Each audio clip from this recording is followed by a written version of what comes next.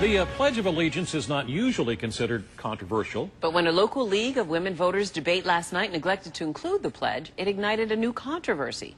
KD political editor John Delano is live in the newsroom with more. John, what's going on here? Well, Patrice, it was the second time in 1 week that this has happened at a League of Women Voters sponsored debate. First in Illinois, now in Pennsylvania. The issue, saying the Pledge of Allegiance before the candidate debate begins. When it doesn't happen, members of the audience seem to be taking things into their own hands. One nation, under God, indivisible, with liberty and justice for all.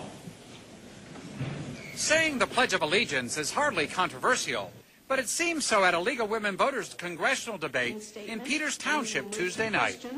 Democrat Dan Connolly and Republican Tim Murphy were about to begin when Murphy asked the moderator for the pledge. As the moderator hesitated, the crowd took action on its own.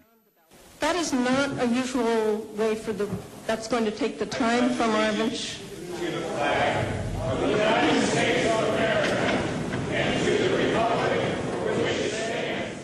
The same occurred in Illinois on October 20th when an audience member asked, "Are we going to say the Pledge of Allegiance?" No, we are not. That's not part of the proposal tonight.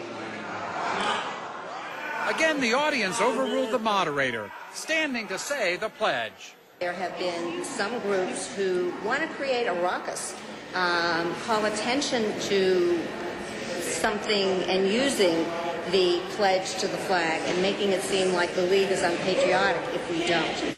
Greater Pittsburgh League President Arlene Levy says she thinks some of this is political, but the League has no problem with the pledge if requested in advance by the candidates. We have no problems doing it.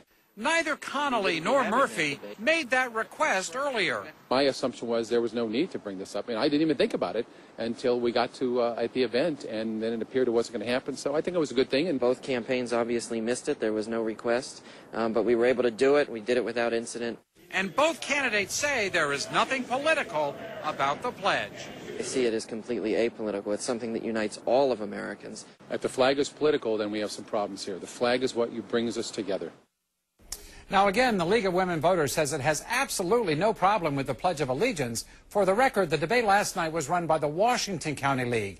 The Greater Pittsburgh League president says her chapter will be discussing this issue at its next board meeting, perhaps to incorporate the pledge in every candidate debate. Live in the newsroom, I'm John Delano.